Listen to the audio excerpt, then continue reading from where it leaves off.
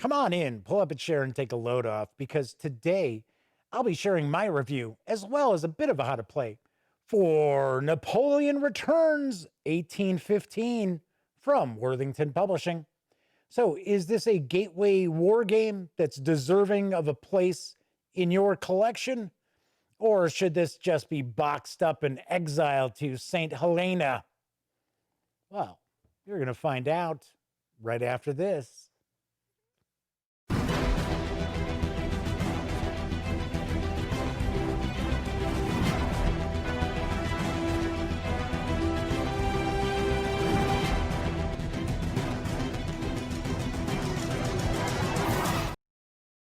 Howdy, howdy, howdy, gang. Yes, I'm Jeff McAleer, back once again as your host here at the Gaming Gang channel. As I mentioned in the open, I will be reviewing Napoleon Returns 1815 in just a moment. But first, I do want to remind you that if you like this video, by all means, please give it a quick thumbs up. Subscribe to the Gaming Gang channel if you haven't already. And of course, if you do subscribe, ring that notification bell, because it will not only let you know when I upload videos such as this, it'll also inform you when my live stream, The Daily Dope, airs right here on YouTube, Monday through Thursday nights, as I bring you the latest in tabletop gaming news. Of course, when you're not watching videos on the Gaming Gang channel, be sure to visit thegaminggang.com for all the latest in gaming news and reviews and a whole lot more. Get your geek on at thegaminggang.com. One last thing I do want to mention, neither I nor anyone else affiliated with the Gaming Gang has received any sort of compensation outside of this review copy of Napoleon Returns 1815 from Worthington Publishing. It's important for you to know that. I know some people get upset because there are, outlets out there who do take money to do reviews. We do not. So it's important for you to keep that in mind. All right. Without further ado, we're jumping into Napoleon Returns 1815 from Worthington Publishing. It's designed by Grant and Mike Wylie with artwork provided by Sean Cook. The game is for 2 or 3 players, ages 14 and up, plays in around 90 to 120 minutes, does carry an MSRP of $69. We're going to swing on over to the other camera because I have Napoleon Returns set up, at least the starting historical situation for the game. I will zoom in. We'll get a closer look at some of this as well as I progress through my review. But do want to mention that first thing that I had noticed as I was taking everything outside the box, this is the first title from Worthington Publishing I have actually had my hands on that I'm going to review. I was very pleasantly surprised by the component quality. Everything about this is really, really nicely done, from the mounted board to the blocks representing the different units to the tracking boards for the armies as well. The cards that are included have a nice linen finish to them, although I will point out you're probably going to want to sleeve these cards. I'll explain why in just a little bit. So I was like, wow, this is really nice. This is pretty cool. Now, is it a good game? Well, let's jump in and start talking about that as well. So essentially, Napoleon Returns 1815 is tackling the 100-day campaign. When Napoleon returned from his first exile and put together an army, basically, kind of from nothing. And, of course, that campaign did end at the Battle of Waterloo, which is located right here on the board as well. This is a gateway war game. This is a very easy game to get into and learn how to play. And I got to be very honest, it's supposed to be for ages 14 and up. Only reason I see it's 14 and up is because of the cubes and the small blocks. Yes, of course, they could be swallowed by small kids. I could easily see 10 to 12-year-olds playing this game and not having any issue whatsoever learning how to play. There are very few units that are on the board. So essentially, most of these blocks are going to represent army corps we have the Allied army, mainly the British and their auxiliaries, which is led by Duke of Wellington. We've got the Prussian army, which is led by Field Marshal Blucher, as well as the French army, which has two boards, which is, of course, led by the Emperor Napoleon. So what will happen here is the French player is going to have two objectives that they need to take or achieve at the end of a turn in order to win the game. There are 5 objective cards. 4 of them are locations, which I have marked with yellow cubes to help them stand out. That's what you're supposed to do in the game, so it's easy to remember what are the location objectives that Napoleon could be going after. Another is actually destroying 3 of the 8 corps that are arrayed against the emperor.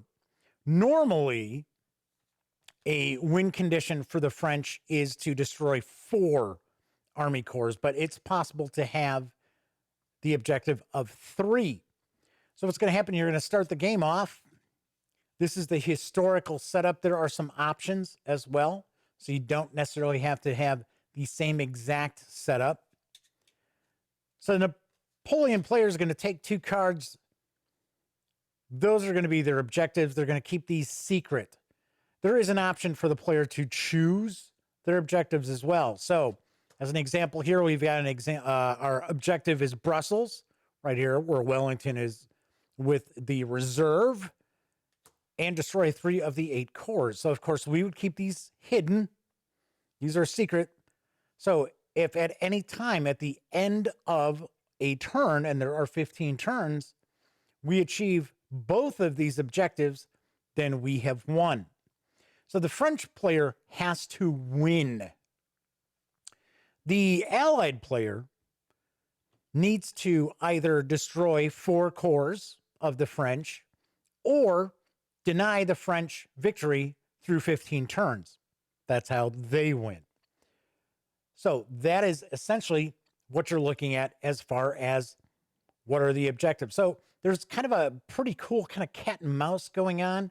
And obviously enough, the French player is going to need to try to trick the Allied player or players, because it's entirely possible you have one player taking on the role of Wellington, the other player taking on the role of Blucher. But the French player has to kind of, misdirect the opponents to where they're actually trying to take as an objective. It's possible you could have 2 location objectives that the French player needs to capture and hold at the end of a turn. So there is point-to-point movement in the game, and I will zoom in a little bit. We're going to get a closer look at some of this here.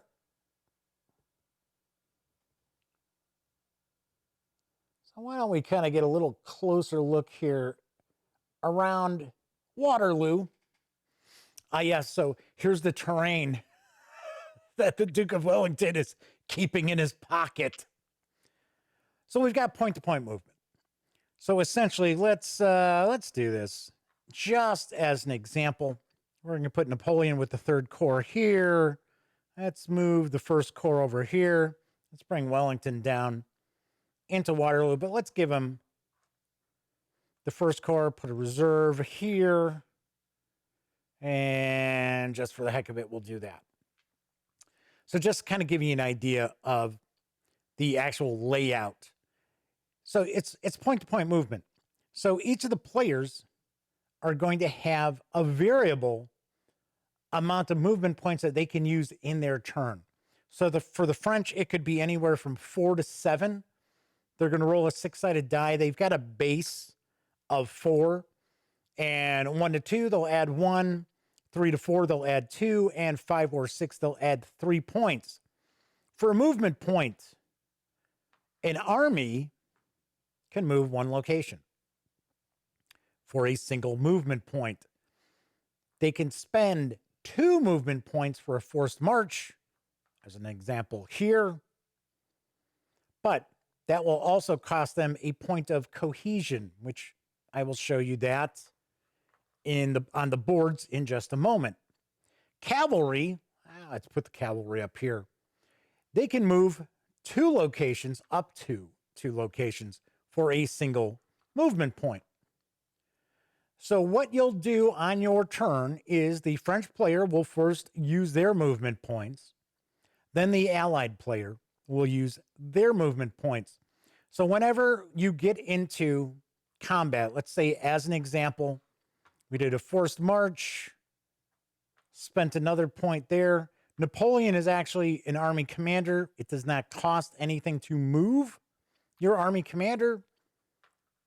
You can move them up to 2, but they must end their turn, their movement, I guess we'll say, in a location that has friendly units in it as well. So this would all be very legal for me to pull off, and that would cost 3 movement points. So you're going to use all your movement points, then you're going to have combat. So let's take a look at, just as an example, I'm going to bring this on over here. I'm going to move Wellington out of the way. Let's move Nappy out of the way for a second. So we have essentially our army boards. So we show the different corps and their cohesion, which essentially is their fighting morale, their supply, their ability to sustain casualties. And as you battle, or there are a few other things that will cause cohesion loss, you're going to be dropping down. And if you lose all your points, then that corps has been eliminated. It's been destroyed. So that actually, of course, counts towards your victory conditions. So here we've got the 1st, 2nd, 3rd, and 4th corps. We see they have a tactical rating of 2. I'll explain what tactical ratings do in a moment when we get to combat. And then it'll say, okay, so how many starting combat cards will that corps receive in a battle?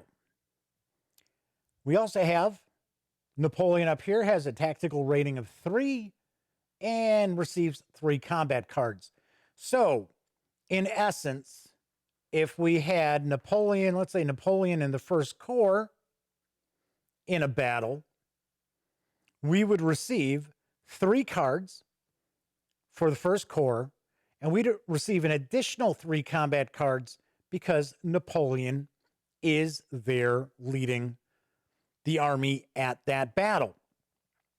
So that's what we'll have as far as the tactical ratings and combat cards.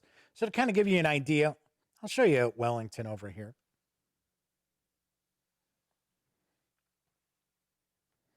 So we have 1st and 2nd Corps. We've got the reserve and we've got the cavalry under Uxbridge. So Wellington's tactical rating is 2, and he receives 3 combat cards.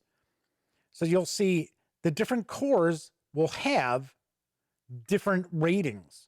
So it's not, oh, well, you know, if the army commander's not there, it's just 3 cards and a tactical rating of 2. No, it can change. It can certainly change. As an example here, the Imperial Guard start with 5 combat cards. So pretty powerful. All right, so that's taking a look here at the different army boards. So let's go and let's put Wellington back over here. We're going to jump up there. Let's put the reserves up here. Let's put Nappy down here as well as that. And let's just for the sake of argument, we'll do that. So let's say I have moved everybody around. A lot of people, you know, a lot of armies are moving around. A lot of corps are moving around on the outside of this. So I end up moving Napoleon in the 1st Corps into Waterloo to do battle with Wellington and the 1st Corps. So we have a deck of combat cards, pretty large deck, and I'll show you what cards we've got. So we've got kind of in order of power, I guess. So we've got infantry assault. We've got the grand battery.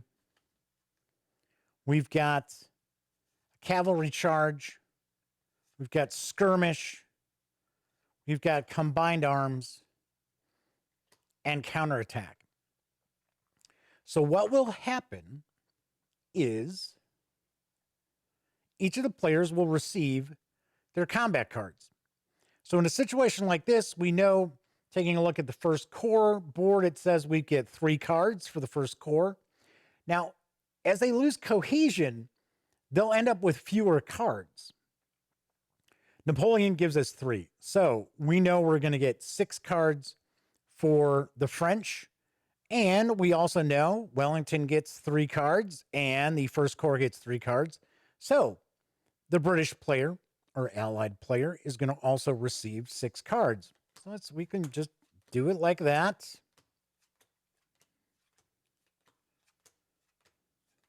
I think that was 6. I was actually not looking. Yeah, it's 6.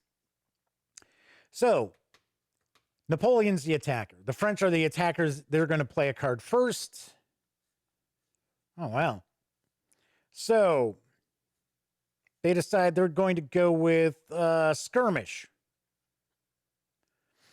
What the defender needs to do is the defender needs to be able to match this card. So they can do that with either I just flipped this over. It's got a skirmish card right there. Let's see if we've got... We don't. Okay. So the French player plays skirmish. British player says, nope, I'm playing skirmish too. So there is no clear winner. At this point in time, the defender can decide if they want to attempt to counterattack. And what they do is they end up rolling a 6-sided die, and you're going to take the tactical rating. So whatever's higher. So we have a tactical rating here is 2 because Wellington has a 2, a 3. That would not allow them to become the attacker. So the French player would say, okay, well, we're going to continue this battle here, and we're going to play skirmish again. Also notice it says, if unmatched, decrease defender combat losses by 1. So what happens here at the end of combat, you're going to look at how many rounds, how many cards did you have to play on each side? And that will be the number that is assigned to combat hits, basically, to the loser of combat. So let's see what we got. Well, look at that. We've got skirmish. So we were able to block it. So you're going to keep going back and forth. Let's say, for an example, we play combined arms, which matches any card played by the attacker. We don't have that. We don't have the combined arms card. So what would have happened here is we would have played 3 rounds. The allied player didn't have a card to match. So that means it's 3 points of damage. So 3 points to the first corps cohesion. And they're going to be forced to retreat.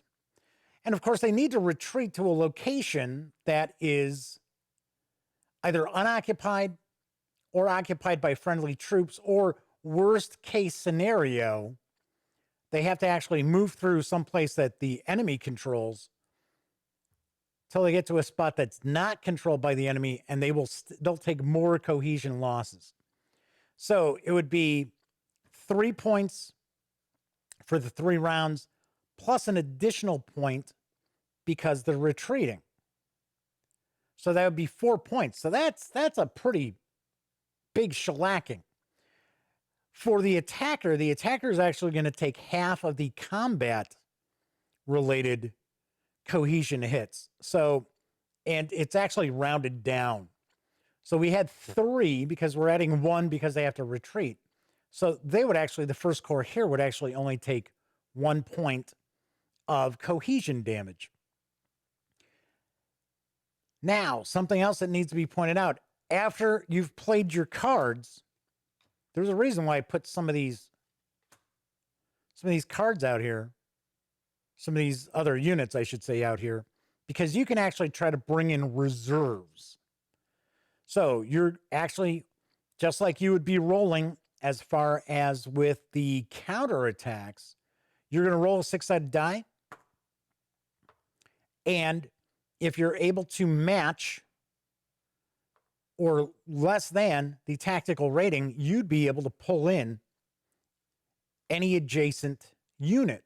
So for an example, I could bring in the 3rd Corps for the next round of the battle. Wellington was unable to. So you'll be able to bring in more of your units into a battle. So you can end up having the big battle of Waterloo. So what happens when you get reinforcements, when the reserves show up, you also get additional cards. So you can end up having huge hands of cards to play from because you've got all these units that are part of the battle. Like so. Essentially, that is pretty much it to combat. So if the loser has to retreat, the winner would take control of that location, and you move on to the next battle. So the French move, they do combat, then the Allied player moves, does combat, then you move on to the next turn. There is weather. You're going to roll a 6-sided die. You roll a 6, that means it's rain, so it actually slows down your movement. And you will play through if the French player does not achieve their objectives. You're going to play through 15 turns.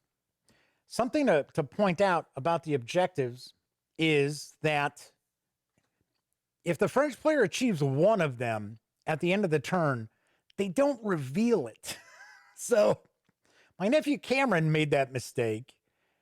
He had 2 locations actually that he needed to take, and he ended the turn with one. He's like, okay, well, I got that. I was like, yeah, but you need both of them at the end of the turn. So all he basically did was tell me, oh, okay, so you need to take that. All in all, that is essentially how you play Napoleon Returns 1815. So let's swing on over to the other camera. I will share my final thoughts and provide a review score. So as I mentioned early on, when I took everything out of the box, I was very pleasantly surprised by the component quality for everything in Napoleon Returns 1815. It's basically top notch. It's really, really nicely done. As for the game itself, this is a gateway game. It is super easy for players to wrap their heads around, to jump on into and learn to play. I definitely enjoy the cat and mouse aspect of it, where as a French player, is that just a feint to make the Allied player or players think that, okay, Ghent is an objective. It must be one of the objectives. He's sending a lot of troops up there. Well, maybe that's not the case. Maybe it's just a feint. And I'm going to try to sneak around. And, maybe my objective is Antwerp. Who knows? So I do like that aspect where the Allied player isn't exactly sure what the French player needs to achieve to win. Definitely love that. I love the very easy point-to-point movement. Combat, it's abstracted. I got to be honest, if you're the type of Napoleonic player that, you're concerned about, okay, so when does infantry form squares? And all right, so when do I switch from, shot to canister for your batteries? This might not necessarily be up your alley.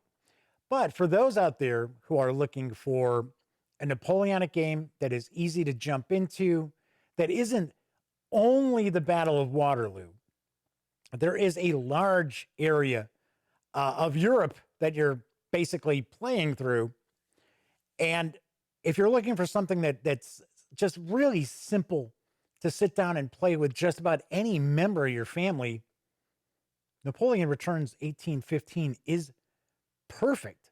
It is simply perfect for that. Like I said, really hardcore grognards are not going to be jumping up and down for Napoleon Returns 1815. But those of you out there who are looking for kind of a lightweight war game to introduce other people into the wargaming hobby without overwhelming them with rule systems, I think Napoleon Returns 1815 is just fantastic. I really do. I think this is a really good game. I have enjoyed playing the hell out of it with my nephew Cameron as well as his girlfriend. So I like playing as the allied player. I think that's pretty cool where you're, trying to think, okay, so what are the French really trying to pull off here? And then playing as the French, it's kind of fun trying to throw a wrench into the allied players' plans of where they think you need to be in order to win the game, as opposed to where you do need to be to win the game. All in all, I give Napoleon Returns 1815 a very, very solid 9 out of 10. It is that good. And it really does belong in any Wargamer's collection as a gateway game. I have to stress that as a gateway game. Once again, I'm also going to point out, even though the box says it's for 14 and up, that is certainly a situation because of the small pieces as opposed to the difficulty level of the game. As I mentioned before, 10-year-olds, 12-year-olds, I could easily see getting into Napoleon Returns 1815 and understanding how to play. All right, that's it for this time out. Once again, let me remind you, if you like this video, please give it a quick thumbs up. Subscribe to the Gaming Gang channel if you haven't already. And if you do subscribe, ring that notification bell. It'll let you know not only when I upload videos such as this, it'll also tell you when the Daily Dope streams live right here on YouTube, Monday through Thursday nights, as I bring you the latest in tabletop gaming news. And of course, let me wrap up, as I have with all my videos, unfortunately during this pandemic, and say that here's hoping you're being smart and staying safe. I'll see you next time.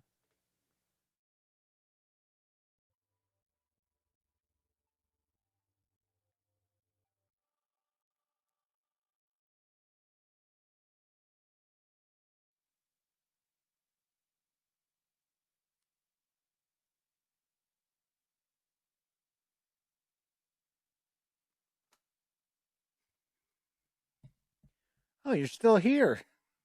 Well, once again, thank you very much for watching this video. And of course, if you'd like to subscribe to the Gaming Gang channel, click right here. And of course, if you want to see one of the latest episodes of the Daily Dope, click right on up here. And if you want to roll the dice, take your chances, see what YouTube thinks you might like from the channel, give a click right here. Once again, I'm Jeff McAleer, and I'll see you next time.